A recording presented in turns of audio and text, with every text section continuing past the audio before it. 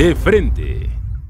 Pacificar al país es una de las medidas urgentes que requiere México y que también ha formado parte del discurso de Andrés Manuel López Obrador, no nada más durante su campaña, sino ahora, ya como presidente electo de nuestro país. La pregunta es, ¿por fin se habrá encontrado la fórmula para poder calmar a este país incendiado? ¿Y qué va a pasar? ¿Se terminará con la violencia y la impunidad de una vez por todas? Les doy la bienvenida a este programa de análisis y debate. De frente, soy Magda Bastida y saludo con muchísimo gusto a nuestro invitado de hoy, Gabriel Camacho. Él está en La Paz. Gabriel, ¿cómo te encuentras? ¿Qué tal, Magda? Con el gusto de saludarte, pues en alerta con la presencia del huracán John, con algunas lluvias por acá, pero de frente para analizar los temas. Esperemos los daños sean mínimos, Gabriel, y que pase todo en calma. Muchísimas gracias por acompañarnos. Déjame explicarte cuál es la dinámica de este programa. Tenemos 5 planteamientos básicos y solamente 3 minutos para poder fijar una postura para cada uno de ellos. 2 de estos planteamientos forman parte de las columnas publicadas en este día. La primera: ¿ya tiene dueño el nuevo aeropuerto? Es una columna publicada en El Financiero por Pablo Iriart, en donde hace mención, en resumidas cuentas, de que el nuevo aeropuerto de la Ciudad de México pues ya está destinado para una persona, un empresario importante en este país, Carlos Slim. ¿Será que ya tiene la mesa puesta? Mira, Magda, yo creo que se nota el peso de Carlos Slim, sobre todo en este proyecto. Se nota también el peso y de las inversiones. Se nota el peso de lo que va a representar en materia de recursos económicos, las concesiones o estos contratos que se van a revisar.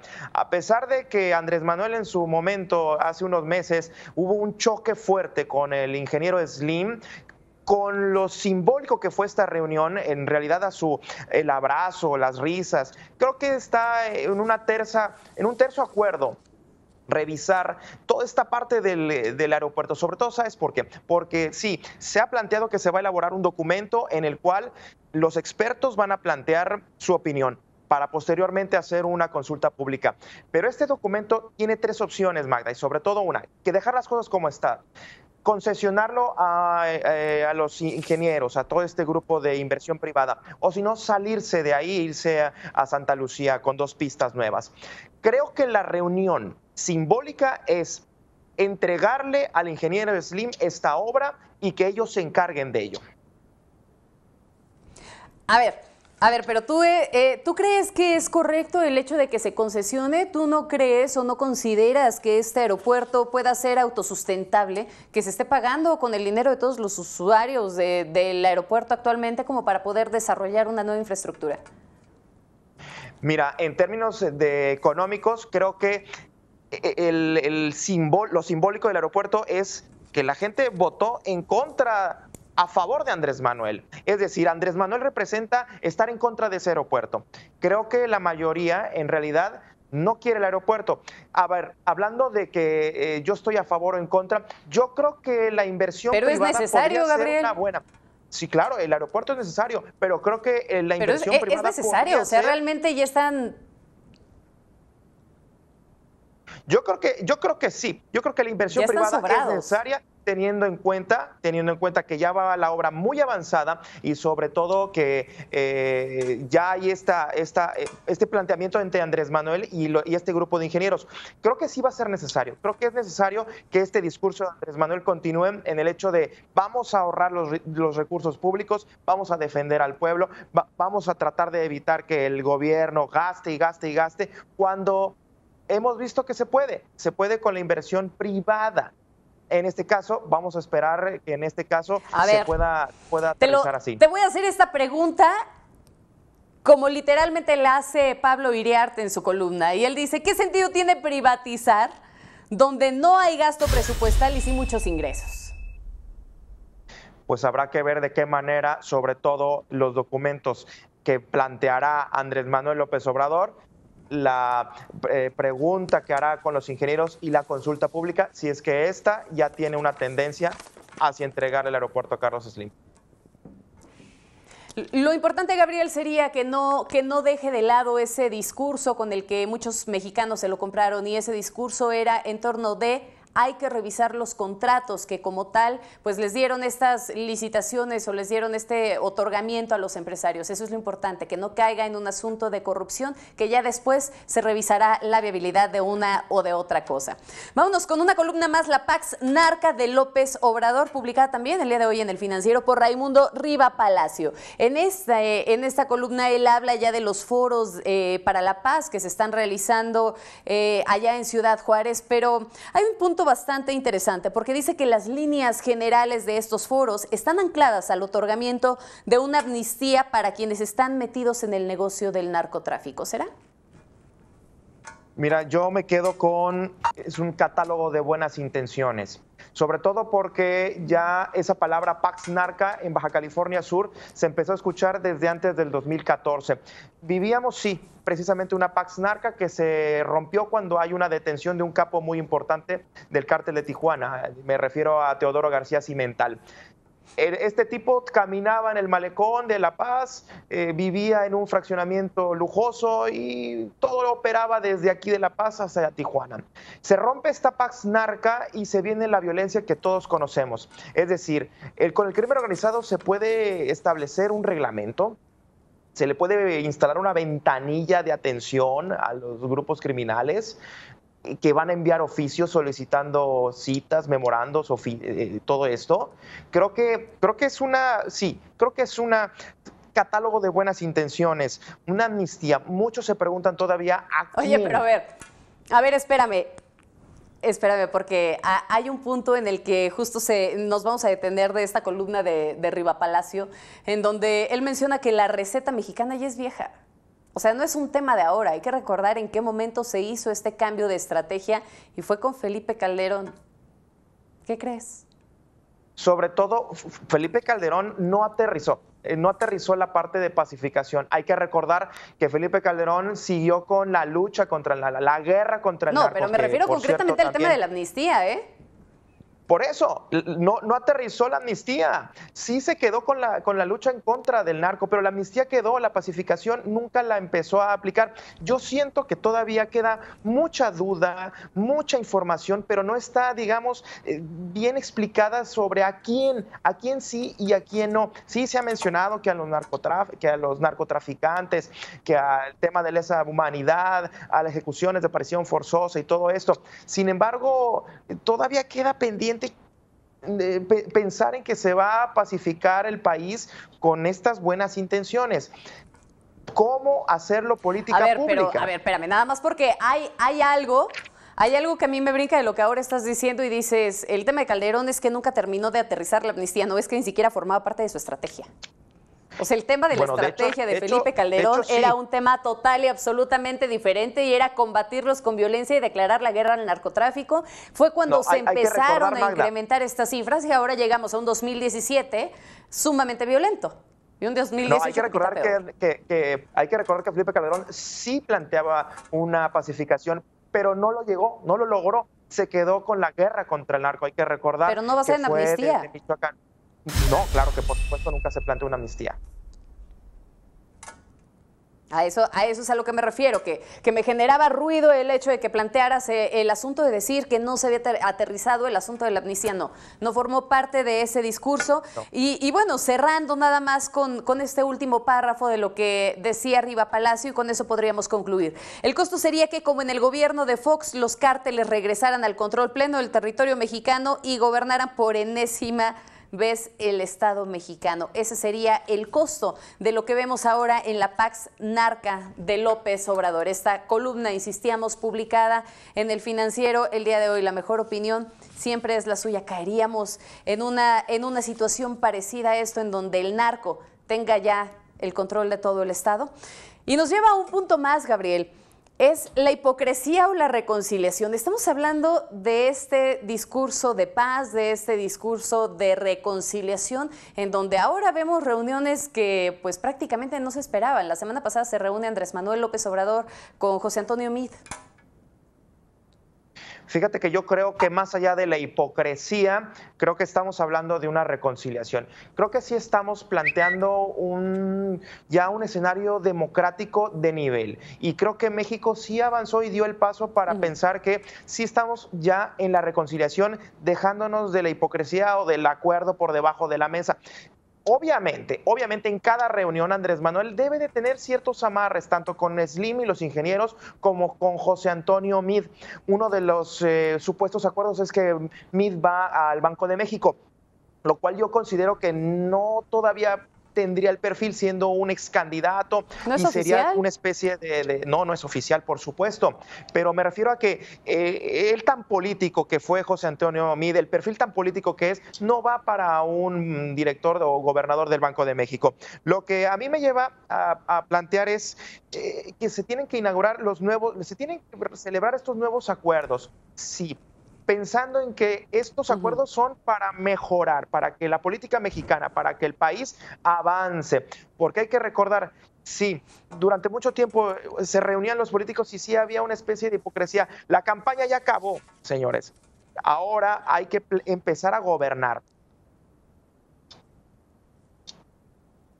A ver, yo creo que aquí hay dos mensajes que se leen claramente y muchos vieron en esta reunión pues un pacto inconfesable, lo que llaman el primor, ¿no? Un pacto inconfesable entre un partido y otro. Pero por el otro lado hay quienes también vemos sí un mensaje de civilidad democrática. Y vamos a llamarlo así porque el primero que puso el ejemplo en ese sentido fue el propio José Antonio Meade, el 1 de julio cuando salió a declararse perdedor y a hablar y reconocer como tal el virtual triunfo de López Obrador, diciéndole que incluso le deseaba que le fuera bien, porque si le iba bien a él, le iba a ir bien a todo México. Y también, por otro lado, pues las líneas que siempre le decía Andrés Manuel a José Antonio Meade, independientemente de que se pasara la vida descalificándolo, era, te están utilizando y te van a sacrificar. Yo creo que es bueno el hecho de que se muestre esta civilidad. Sí, queda ¿Perdón? claro, sí, está bien que se vea la civilidad, que haya una reconciliación, pero sobre todo también que Andrés Manuel ya defina y diga, la campaña ya acabó, ahora sigue gobernar, que creo que es lo más importante, y sobre todo que la motivación por eso es que en el entendido de gobernar no te la puedes pasar peleando con todo el mundo. Es correcto. O sea, si se supone que vas a gobernar, tienes, por un lado, sí que predicar con el ejemplo, pero por el otro lado, tampoco sería bueno ponerse una venda en los ojos y dejar de lado el hecho de que José Antonio Meade representaba al partido que tanta impunidad y tanta corrupción le ha dejado a nuestro México. Esa es una realidad. El punto solamente es que no se pongan esa venda en los ojos y que no vaya a utilizar el día de mañana Andrés Manuel a la PGR como un brazo político a capricho del presidente, como se ha venido utilizando. Pues hay temas en los cuales el olvido creo que no puede dejarse de lado. No, jamás se podría dejar de lado y es justamente uno de los puntos que nos llevan al siguiente cuestionamiento y es la pacificación, que se inició ya con estos foros para la paz, estos foros de Andrés Manuel López Obrador, en donde justamente menciona, olvido no, perdón sí. ¿Seremos capaces de lograr eso, Gabriel? Mira, Magda, para ponernos en contexto, te quiero compartir los temas de los foros rápidamente. Garantías de no repetición, mecanismos de reparación, seguridad y justicia, cohesión comunitaria, construcción de paz, dinámicas fronterizas, migración y seguridad, prevención y reconstrucción nacional. Estos temas son los que estos 18 foros se van a estar realizando. Pero yo me pregunto, a las víctimas de la violencia, a las madres de familia que no encuentran a sus hijos, que saben que ya los mataron, ¿se les va a poder plantear, perdonen a los asesinos de sus familiares? Creo que ahí está un tema en el que precisamente la reconciliación con Andrés Manuel no va o va a tener mucha fricción, sobre todo porque estamos hablando de la violencia y con políticas públicas, con un catálogo de buenas intenciones, creo que la violencia no va a detenerse. Pues es una violencia que en efecto ahí sí coincido contigo, no sería razonable para una madre que le digan que como tal perdone a aquel que mató a su hijo. Sin embargo, a mí lo que sí me parece es que es necesario hacer algunas precisiones en cuanto al término de amnistía antes de que podamos generalizar y realmente empezarnos a enfocar en esa idea. Y por el otro lado, también es necesario no perder un punto de vista, Gabriel, y es el hecho de que estos foros están generados para escuchar a las víctimas, para saber cuáles son las necesidades, las medidas que se pueden implementar para poderse transformar en políticas públicas. Y eso me parece fundamental, porque por primera vez realmente se está tomando en cuenta la sociedad y se está haciendo que participe como tal en decisiones importantes para el país. Pero eso no crees, Magda, que simplemente es jugar el dedo en la boca a la gente, porque la gente lo que quiere es justicia. Ya hay un sistema de justicia penal que, sí, lo bueno, que quiere es justicia, pero también es importante... Pero también es importante visibilizar muchos problemas en los que en muchas ocasiones, créeme que las autoridades ni siquiera tienen idea. El maltrato que se recibe o la revictimización que como tal recibe una mujer al momento en el que llega al Ministerio Público y le dice que fue golpeada. Y, pues seguramente usted provocó al marido, Magda, ¿no? Ese tipo de cosas que aparentemente pueden ser, sencillas, necesitan tratarse desde la estructura. Pues ahí el tema es que verdaderamente se puede llevar a cabo el análisis de toda esta información recabada para poderla transformar en políticas públicas. Ahí sí está el reto, porque en los foros la víctima va a hablar y va a sugerir. Ahora el tema es que yo me quedo con algo que mencionó Andrés Manuel, Magda, fue sobre todo que la política pública de combate a la inseguridad es que no obedezca a intereses extranjeros. Hay que recordar que la DEA en México tiene mucha presencia y creo que Andrés Manuel ya se dio cuenta de que no debe ser así. El asunto de la seguridad, Gabriel, en pocas palabras, no es un tema que corresponda nada más al Estado. Es un tema en donde las diferentes estructuras que como tal conforman al país, y eso incluye a la sociedad, deben de ser participativas. Y a mí me parece que insisto, es un muy buen ejercicio para que la gente comience a participar. Que nos lleva, me decías hace un momento, y déjame retomarlo, me decías, lo que no debe de haber es perdón y olvido, y eso me queda claro. ¿Qué piensas del tema de Elbester Gordillo? Prácticamente ya está libre y fue a las 23:30 horas de pues prácticamente de este martes, 23:30 horas, a la 1:30 de la mañana se daba el anuncio.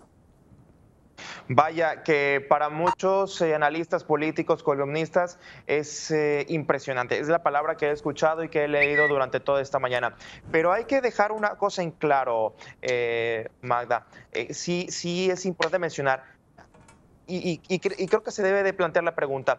¿Se debe de dudar en las instituciones jurídicas que construyeron todo este caso, que en verdad se pudo confirmar un caso en contra de Elbester? Y iría más allá, ¿están en duda las instituciones públicas luego de que se detuvo por este fraude de 1.970 millones de pesos y 1.970 millones de muchísimo dinero que fue a la manutención de esta señora? Pero entonces no me digas que tú sí crees que esto es una decisión netamente política.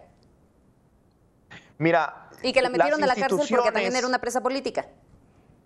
Creo en las instituciones, pero la manera en que fue detuvo en su momento fue política. Ahora, la liberación, habrá que revisar el tema, pero todo parece indicar que también es política. Ahora, sigo creyendo en las instituciones. La gente lo seguirá creyendo. Creo que va a haber un boquete fuertísimo. Pero hay una cosa, Magda.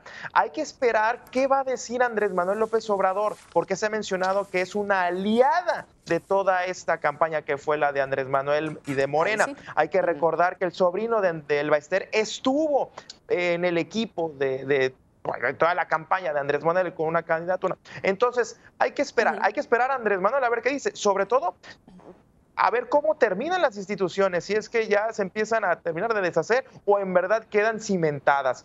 Ojo, sigue siendo en el sexenio de Enrique Peña Nieto. Lo cierto, Gabriel, la descalificación pues, fue a la orden del día. Las instituciones están altamente desgastadas, Gabriel, y eso es una realidad. La confianza que tenemos los mexicanos de pronto al ver tantos temas de impunidad como un Odebrecht, el tema de la Casa Blanca que podría habernos llevado a nuestro Watergate mexicano y que de pronto no se presentó y no se hizo absolutamente nada, la impunidad ante los 43 normalistas, y podría seguir y seguir y seguir dándote casos. Y ahora el tema del Bester, pues realmente deja sospecha en la gente, independientemente de si las instituciones han declarado, y ahí sí hay que mencionarlo tal cual, no somos jueces para decir si es culpable o no. El punto es la sospecha que puede llegar a tener la gente ante una decisión como esta. ¿No se reunieron las pruebas necesarias? Bueno, pues entonces, ¿qué habría que hacer para que casos como este pues estén lo suficientemente sustentados para comprobarse si es culpable o no? A mí lo que no me gustaría como mexicana es encontrarme con que el día de mañana Javier Duarte salga libre. Y habrá que esperar a ver qué dice Andrés Manuel López Obrador en la entrega de mayoría. Cosa simbólica, insisto, una vez más simbolismos que la liberación del Bester sea precisamente cuando el Tribunal Electoral del Poder Judicial le entrega la constancia de mayoría a Andrés Manuel. Lo que no debemos de perder de vista, Gabriel, es que el olvido no nos hace bien. El olvido nos condena la historia y nos condena a estar repitiendo constantemente los mismos problemas que se han visto en este país. Y se tiene que hacer de una o de otra forma el poder combatir esta terrible impunidad que impera en México. Muchísimas gracias, Gabriel, por habernos acompañado. A la orden, Magda. Pero sobre todo, muchísimas gracias a usted por el favor de su presencia. Yo soy Magda Bastida. Esto fue De Frente.